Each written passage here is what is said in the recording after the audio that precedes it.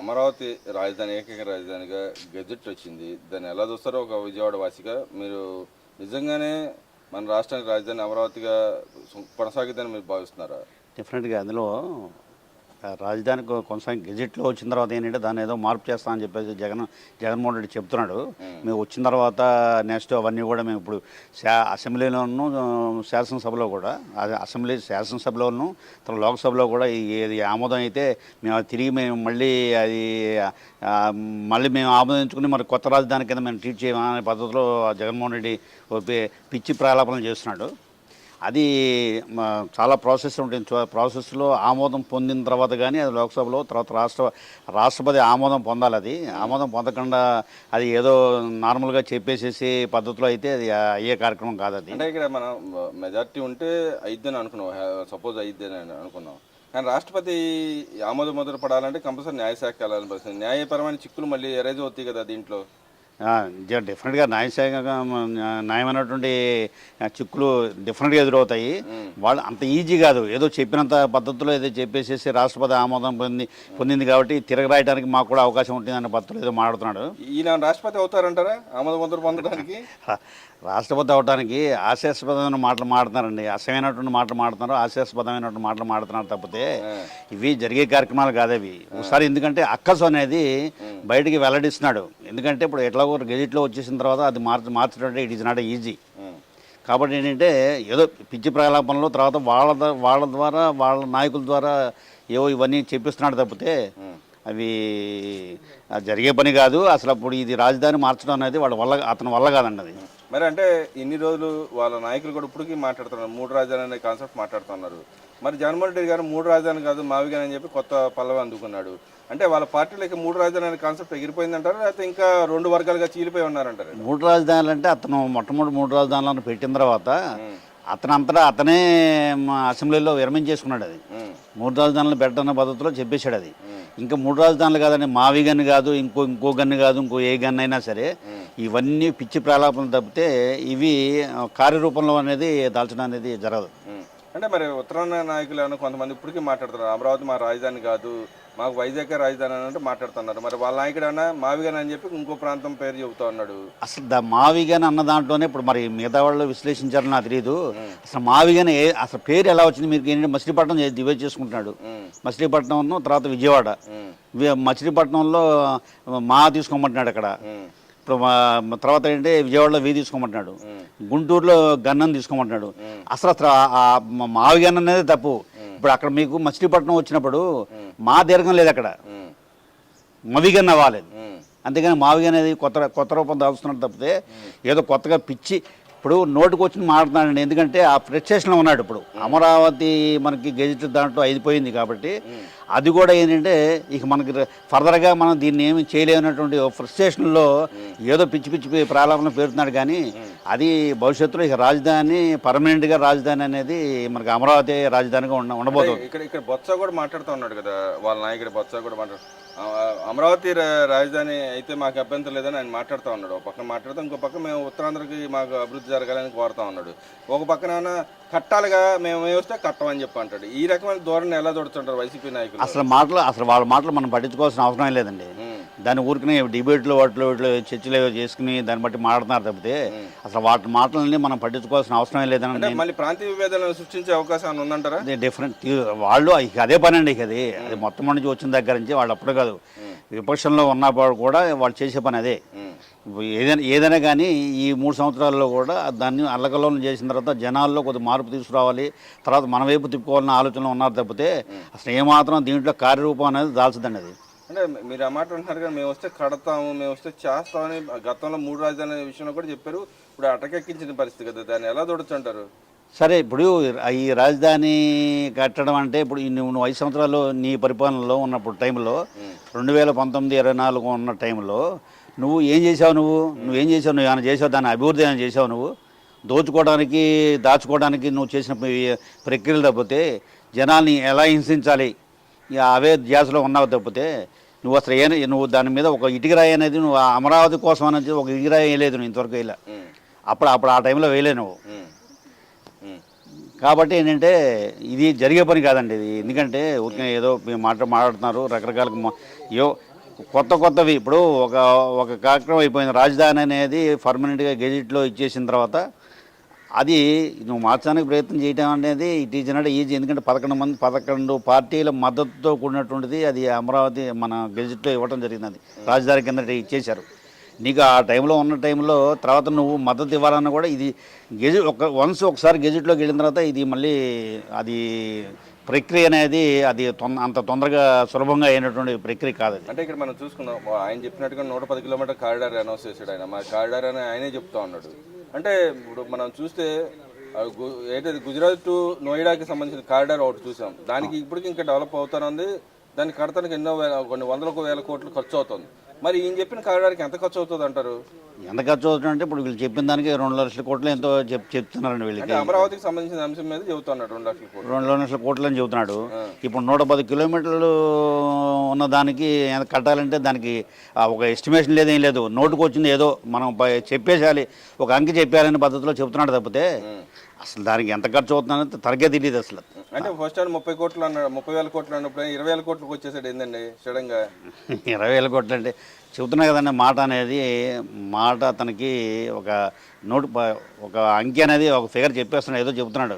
ఇప్పుడు తర్వాత మీరు 10 కోట్లు అన్నా కూడా మీరు దానికి ఆశ్చర్యపోకర్లా. అదేందండి 10 కోట్లతో అసలు మన పక్క రోడ్డు కూడా రాదు. ఇప్పుడు వీళ్ళు చేసిన దాంట్లో మీకు అసలు రోడ్లకే రావు కదండి. ఇప్పుడు ఇవ్వడున్న పరిస్థితుల్లో రోడ్లు కానీ మిగతా ఏ వేసినా కూడా అసలు రోడ్లు మీరు పూడ్చడానికే మీకు అసలు 10 కోట్లు కాదు, 20 కోట్లు కూడా చాలా. తన హయాంలో అసలు రోడ్లు పూడ్చడం కానీ ఏం చేయటం లేకుండా కొద్దిగా ఈ ట్రాన్స్పోర్ట్కి వాటికి కూడా చాలా ఇబ్బంది పెట్టినటువంటి సందర్భాలు మనం చూసాం. ఆ విషయం మాట్లాడకుండా ఇవాళ మొత్తం అన్నీ కూడా ప్రస్తుతం టెంపరీ బేసిస్లో రోడ్లన్నీ కూడా పూడ్చేశారు. ఇప్పుడు పూర్తి చేశారు. దాన్ని ఒక పద్ధతి ప్రకారం కనుక అది మొత్తం అంతా చేసుకురావాలని ఆలోచనలో ఉన్నారు. ఈ గవర్నమెంట్ ఉంది. అందులో ప్రత్యేకంగా ఏంటంటే చంద్రబాబు నాయుడు గారు కూడా అవి చేయాలి, మనం ఏదో చేయాలన్నటువంటి ఆలోచనలో ఉన్నారు. ఆయన ఒక మంచి రోడ్లన్నీ పూర్తి చేసి ప్రజలకి ఈ 5 సంవత్సరాల కాలంలో ఒక రాష్ట్రం అంటే మిగతా రాష్ట్రాల మీద మన రాష్ట్రం ఘనంగా ఉండాలనేటువంటి ఆలోచనలో వాళ్ళు ఉన్నారు. అంటే ఇక్కడ మనం అమరావతిలో జరుగుతున్న యూటిలిటీస్ అంటే అక్కడ దానికి రోడ్లు కానీ డ్రైనేజీలు కానీ ఈ వ్యవస్థకే 2 లక్షల కోట్లు ఖర్చు అవుతుందని జగన్మోహన్ రెడ్డి గారు చెప్తున్నారు. మరి ఈయన చెప్పిన రోడ్డు 110 కిలోమీటర్కి ఎంత ఖర్చు అవుతుందంటే అది ఇష్టమే. తనకు అవగాహన లేదండి. నోటుకొచ్చిన మాడుతున్నాడు. అది ఎన్ని లక్షల కోట్లు వేల లక్షల కోట్లు అవుతుంది అనేది తనకు అంచనా లేదు. ఏదో నోటుకొచ్చింది చెప్పేస్తున్నాడు, ఫిగర్ చెప్తున్నాడు.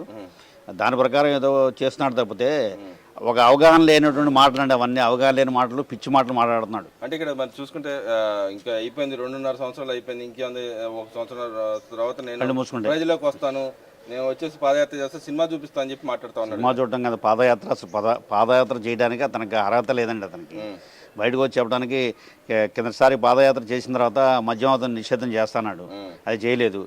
ఏ హామీలు కూడా తను చెప్పిన హామీలు ఏమి కూడా మనం అతను చేసిన సందర్భాలు లేవు.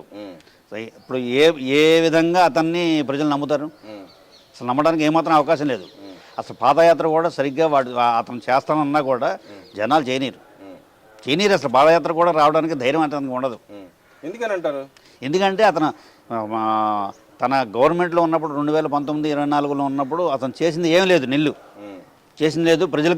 ప్రజల హితం కోరుతున్నాను అనే పద్ధతిలో ఏదో మాట్లాడుతున్నాడు తప్పితే కక్షసాధింపు చర్యలు చేస్తున్నాడు తప్పితే అసలు ఏమాత్రం ప్రజలకి హితం కలిగించేటువంటి కార్యక్రమాలు ఏమీ చేయట్లేదు. అంటే ఇప్పుడు అమరావతిలో ఏదైతే జరుగుతున్న ప్రాజెక్టులు అన్ని వ్యవహారాల్లో దోచుకుంటున్నారు, వాళ్ళకి సంబంధించిన వాళ్ళు అందరికీ ఇచ్చుకుంటూ పోతున్నారు అని చెప్పి మాట్లాడుతున్నాడు.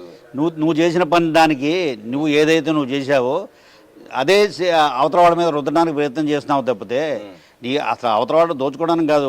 రాష్ట్రం మీరు 2029 నాటికి రాష్ట్రం అసలు ఎట్లా ఉంటుందనేది మీరు ఆలోచించండి. మీరు అది ఊహించని విధంగా అది రాష్ట్రాన్ని డెవలప్ చేస్తారు. అంటే ఇక్కడ మనం అమరావతిలో రీసెంట్గా చూసాం, గతంలో 30,000 కోట్ల పైన 2-3 ప్రాజెక్టులు రావడం జరిగింది. దాంతో భాగంగా నిన్న కూడా సెంట్రల్ గవర్నమెంట్ ఒక సెక్రటరీకి ఒక 2,000 కోట్ల పైన ఇవ్వడం జరిగింది. ఎలా చూస్తారంటే గవర్నమెంట్ ఖర్చు చేస్తున్నా లేకపోతే సెంట్రల్ గవర్నమెంట్ భాగస్వామ్యంతో ఖర్చు అవుతుంది అంటారు? అంటే సెంట్రల్ గవర్నమెంట్ భాగస్వామ్యంతోనే మనకు చేస్తుందండి. రాష్ట్రంలో ఏముంది, మొత్తం అంతా బూడి చేసి వెళ్ళావు నువ్వు. ఒక నిల్వలేం లేకుండా ఇప్పుడు రాష్ట్రాన్ని ఏంటంటే అప్పుల పాలు చేసి వెళ్ళావు నువ్వు. ఇప్పుడు దాన్ని పూడ్చుకోవాలంటే ఒక్కొక్కటి 1 by 1 చేసుకొచ్చి ఇప్పటికే ప్రజల్లో శభాష్ అనిపించుకుంటున్నారు కూటమి గవర్నమెంట్.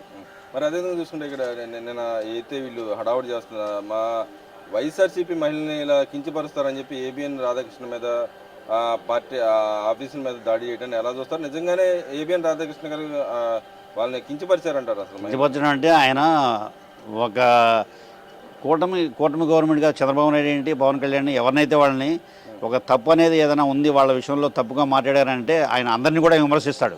అంతేగాని దీని గురించి అని కాదు. అసలు మొత్తం నీ పేపర్ అంతా తప్పుడు సమాచారాలే కానీ అసలు మెయిన్ చూశానంటే పేపర్ చూడటానికి కూడా మొట్టమొదట చూసేటువంటి వాళ్ళు పేపర్ చూసినటువంటి వాళ్ళు కూడా వాళ్ళు పేపర్ చూడటం పూర్తిగా మానేశారు. అది ఎందుకంటారు?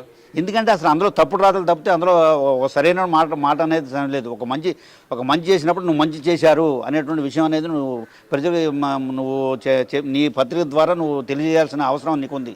అంటే ఇక్కడ వాళ్ళు మాట్లాడే విధానం చూసుకుంటే వైఎస్ఆర్సీపీ మహిళలు మిగతా వాళ్ళు మహిళలు కాదన్నట్టుగా మాట్లాడతాం. ఇంకో పక్కన రోజా కూడా మాట్లాడుతుంది. చంద్రబాబు నాయుడు గారి వైఫ్ గురించి మళ్ళీ పదే మాట్లాడుతాను. ఎలా చూడొచ్చుంటారు ఇక్కడ? అసలు ఆ అమ్మాయి రోజా అనేది ఒక చెత్త కుప్పనే చెప్పచ్చు. ఆ నోటి మాటకి హద్దు పొద్దు ఏముండదు మనిషికి. ఎందుకు ఇప్పుడు ఆ అమ్మాయిది ఇప్పుడు ఈ ఆడదాం ఆంధ్ర దాంట్లో ఇప్పుడు ఆ ఫైల్ తీశారు, ఇప్పుడు బయట తీశారు. ఇప్పుడు అది జరుగుతుంది. ఇప్పుడు ఇప్పుడు ఆ అమ్మాయికి జరిగే కార్యక్రమాలు ముందు ఉన్నాయి. ఇప్పుడు ముందు ముసలి పండుగ అని చెప్తారు కదా, జరుగుతుంది. అమ్మాయికి కూడా జరుగుతుంది. అది మొత్తం ఫైల్ తీశారు, దాని విచారణ అంతా కూడా కంప్లీట్ చేశారు. అది చేసిన తర్వాత ఇప్పుడు అసలు ఆ స్వరూపం ఏంటో తెలుస్తుంది. ఇవన్నీ కప్పిపుచ్చుకోవడానికి ఏంటంటే వాళ్ళు పిచ్చి ప్రలాపనలు చేసుకోవడం, ఈ పిచ్చి మాటలు మాట్లాడటం. తర్వాత ఏంటంటే ఒక చంద్రబాబు నాయుడిని మిగతా నువ్వు మాట్లాడేటప్పుడు ఏంటంటే చంద్రబాబు నాయుడిని ఏక సంబోధన చేస్తున్నావు నువ్వు. నీకు తీసుకొచ్చి మన పెద్దిరెడ్డి కొడుకు పేరేంటి? అది మిథున్ రెడ్డిని గారు అంటున్నావు నువ్వు. సన్నాసగాళ్ళని గారు అని చెబుతున్నావు. ఒక అభివృద్ధి చేసే కార్యక్రమం చేస్తున్నావు. ఒక విజనరీ లీడర్ని తీసుకొచ్చి నువ్వు ఏక సంబోధన చేస్తున్నావు నువ్వు. ఇవన్నీ ఏంటంటే వాళ్ళు మాట్లాడే విధానం కానీ అది కానీ అసలు చాలా వరస్ట్గా ఉంటుంది. తర్వాత రాను కూడా వాడు కట్టడి అవుతుందండి. 2027 నాటికి మొత్తం నోళ్ళన్నీ కట్టడి చేస్తాడండి చంద్రబాబు నాయుడు. డెఫినెట్గా. ఎందుకు ఆలోచన అంటే ఇప్పుడు వచ్చే నిధులు కానీ మనం సెంట్రల్ గవర్నమెంట్లో వచ్చే నిధులు మనం మొత్తం అన్నీ కూడా వాళ్ళ ద్వారా మనం తెప్పించుకుని ఆ నిధులన్నీ కూడా మనం తెప్పించుకుని 2027 నాటికి పోలవరం ప్రాజెక్టును తర్వాత ఈ రాజధాని ఉండేటువంటి మిగతా కార్యక్రమాలను కూడా చేసిన తర్వాత అప్పుడు అంతే ఫ్రీ అవుతాడు మనిషికి. ఎందుకంటే ఇప్పుడు కాన్సన్ట్రేషన్ అంటే అభివృద్ధి దాని మీద కాన్సన్ట్రేషన్ చేస్తున్నాడు అతను. ఇప్పుడు మిగతావన్నీ కూడా దాని మీద పెద్ద కాన్సన్ట్రేషన్ పట్టించుకోవడం కానీ ఎవరన్నా ఏమన్నా సరే ఇప్పుడు ఒక విధంగా చెప్పాలంటే టార్గెటెడ్గా మిగతా వాళ్ళకన్నా చంద్రబాబు నాయుడుని ఎక్కువగా టార్గెట్ చేశారు. అందరూ కూడా ప్రతి ఒక్కరు కూడా ఏకవచన సంబోధన చేసి టార్గెట్ చేసిన చంద్రబాబు నాయుడుని ఎక్కువ చేశారు. అయినప్పుడు కూడా ఏంటంటే రాష్ట్రం అభివృద్ధి కావాలి, మనకి రాష్ట్ర ప్రజలకి మనం ఇచ్చినటువంటి మాటను నిలబెట్టుకుని రాష్ట్రాన్ని డెవలప్ చేసిన తర్వాత అన్ని రాష్ట్రాల్లో కూడా ఒక ఆంధ్రప్రదేశ్ రాష్ట్రం అనేది ఒక ఘనంగా ఉండాలనేటువంటి ఆలోచనలో అతను అభివృద్ధి కార్యక్రమాల్లో మునిగి తేలుతున్నాడు. తప్పితే ఈ కార్యక్రమంలో పట్టించుకోవాలంటే ఈ 2027 నాటికి సుమారు ఎట్లాగైనా 2027 మధ్యలో 28 మధ్యలో అయ్యేటప్పటికి అయిపోతుంది. కాబట్టి అప్పుడు ఏంటి వాడి చంద్రబాబు నాయుడు అనేది నిరూపిస్తాడు. అంటే మనం చూసుకుంటే మీరు ఆ మాట అంటున్నారు కానీ గతంలో అరెస్టులు మామూలుగా కోర్టు నుంచి వచ్చే అరెస్టులు కూడా అక్రమ అరెస్టులు అని చెప్పి మాట్లాడిన వ్యక్తులు రేపొద్దున నిజంగానే మామూలుగా వీళ్ళు చేసిన తప్పులు బయటికి తీసుకొచ్చి మళ్ళీ అరెస్ట్కి ఆదేశిస్తే మళ్ళీ గొడవ చేసే అవకాశం లేదంటారా? గొడవ చేసే అధికారం లేదా అంటే వాళ్ళు చేస్తూనే ఉంటారండి. కంటిన్యూస్ ప్రాసెస్ అది. వాళ్ళు చేసేది కంటిన్యూగా ప్రాసెస్ చేస్తారు. ఎందుకంటే అభివృద్ధి కార్యక్రమాలు ముందు పెట్టిన తర్వాత ఇవన్నీ అయిపోయిన తర్వాత మనం ఒక పక్కగా ఫ్రీ అయిపోయిన తర్వాత అప్పుడు దాని సంగతి మిగతాది విధ్వంసంగా చేసేటువంటి ప్రతి వాళ్ళ మీద చర్య తీసుకోవాలన్న ఆలోచన చంద్రబాబు నాయుడు ఉన్నారు. డెఫినెట్గా చేస్తారు. తర్వాత కంట్రోల్లోకి తీసుకొస్తారు. ఇప్పుడు కంట్రోల్లో లేదు, రాష్ట్రం కంట్రోల్లో లేదు. కంట్రోల్ అంటే పోలీసుల్లోనే కోవర్లు ఉన్నారండి. మొత్తం ఇదివరకు ఉన్నటువంటి గవర్నమెంట్లో ఉన్నటువంటి వైసీపీ నాయకులు, వైసీపీ ప్రభుత్వం ఉండగా ఉన్నటువంటి పోలీసులే ఇప్పటికి కూడా కంటిన్యూ అవుతున్నారు. వాళ్ళు ఆ కంటిన్యూ అవుతున్నప్పుడు వాళ్ళు ఏంటంటే మద్దతుగా ఏదైనా ఒక చర్య తీసుకోమని గట్టిగా చర్య తీసుకోమంటే ఇప్పుడు నిన్న మనం ఒక ఇష్యూ చూసాం. మనం వైసీపీ నాయకులు తెలంగాణలో ఒక వాడు మంత్రుల ఎంపీ అనమాట. ఎంపీ వాళ్ళు అంటున్నారు కదా, ఈ గవర్నమెంట్ చెప్తుంది అక్కడ జరిగేదాన్ని కూడా ఇక్కడ గవర్నమెంట్ ఈ ఆరోపణలు చేయడానికి ఏముందండి? అది ఏదో నువ్వు నోటుకొచ్చిన ఆరోపణలు చేస్తారు. నువ్వు ఎక్కడికో వెళ్ళిన తర్వాత ఇప్పుడు గుజరాత్లో జరిగాయి, వైసీపీ నాయకులు గుజరాత్లో వెళ్ళి అల్లర్లు చేశారనుకోండి, అది బాధ్యత అనేది ఆంధ్రప్రదేశ్ బాధ్యత, చంద్రబాబు నాయుడు బాధ్యత అంటే అది చాలా అసహ్యంగా ఉంటుంది. అది మాట్లాడే విధానాలు కూడా అసహ్యంగా ఉంటాయి. మరి ఫైనల్గా చెప్పండి, ఏదైతే 3 రోజుల కాన్సెప్ట్ వాళ్ళ పార్టీలో ఇప్పుడు 2గా చీలి అటకెక్కినట్టని జగన్మోహన్ రెడ్డి గారి ఆలోచనలో అటకెక్కడంటే నిన్న అంబటి రాంబాబు గుంటూరులో పెట్టాడండి, కాకర గోవర్ధన్ నెల్లూరులో పెట్టాడు. జనాలు అనేది 100 మంది వచ్చారని చెబుతున్నారు అక్కడ. అది 100 మంది వచ్చారు మాట్లాడడానికి, వాళ్ళు కూడా వెక్స్ అయిపోయి ఉన్నారు. వైసీపీ కార్యకర్తలు కూడా బాగా వెక్స్ అయిపోయి, అసలు ఏంటంటే మనం దీని మీద మనం వెనకాల కనుక ఇప్పటికైనా సరే జ్ఞానం అనేది రాలేదు జగన్మోహన్ రెడ్డికి, నాయకుడికి జ్ఞానం అనేది రాలేదు. రానప్పుడు మనం వాళ్ళ వెనకాల ఉన్నామంటే రేపు పొద్దున మనకు కూడా ఈ తలనొప్పులు వస్తాయనే పద్ధతిలో ఏంటంటే ఎవరికైనా తప్పుకుంటున్నారు. రానంటే అది క్రమేపీ జగన్మోహన్ రెడ్డి ఒకడే మిగులుతాడేమో. జగన్మోహన్ రెడ్డి ఒకడే మిగులుతాడు.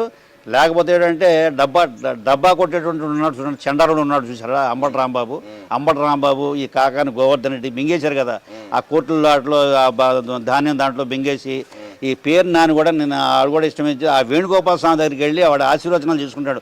వాడు ఎంత సన్నాసి వేణుగోపాల స్వామి, వాడి దగ్గర ఆశీర్వచనాలు తీసుకున్నాడంటే వాడంత సన్నాసి, వీడి అంతకన్నా పెద్ద సన్నాసి వీడు.